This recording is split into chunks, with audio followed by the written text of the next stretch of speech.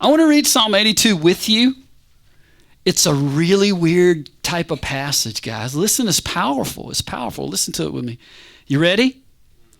God stands in the congregation of the mighty. Now, let me stop. You see it? It's a psalm of Asaph. You see that? It says it. Okay.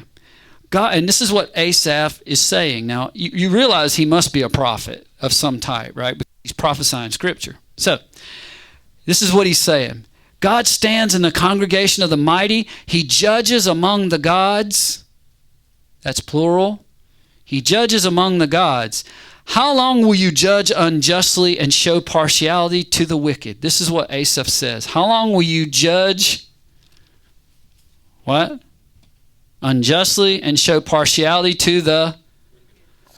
Would you ask God that? Would you be the one gutsy enough to stare down God and say, how long are you going to judge unjustly? Doesn't the Bible say that God is utterly righteous and just in all of his ways?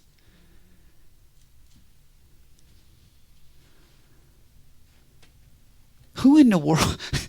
You know what I mean? He's obviously under a lot of duress, like under a virus plague or something, right? And he's crying out saying, God, how can you do this to us? Right? Why are you allowing this to happen? Why are you allowing bad stuff to rule over us? Right? He's doing something like a lot of people in Christianity that don't know are doing right now, right? Something like that. And then it says this. How long will you judge unjustly and show partiality to the wicked?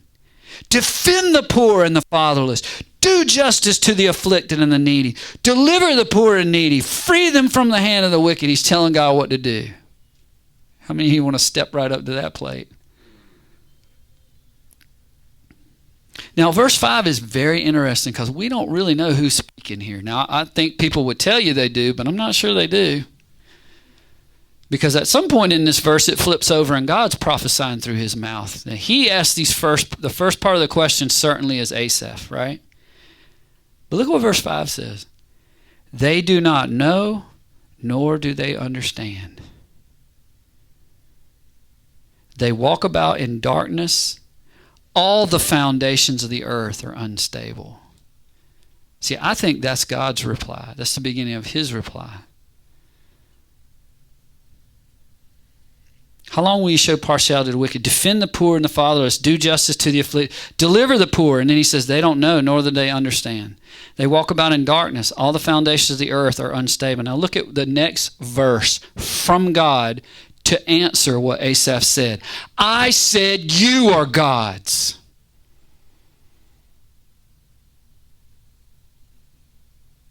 Have you ever heard that in that way? You're hearing it now. God, why don't you fix this? You're doing wrong. You're judging wrong. You need to judge for the right. You need to do things right. And God stands there and says, they don't understand. They're blaming me for something. They misunderstand. I said you are gods on the earth. It's your job.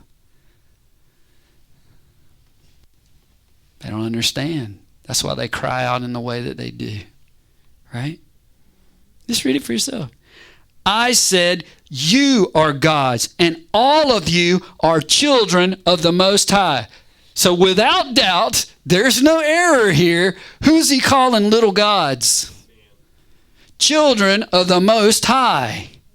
And I asked you earlier, in line with John 1, to raise your hand if you are a child or a son of God. And everybody in this room raised your hand. Now you raised your hand. Right? So what does that mean about you then?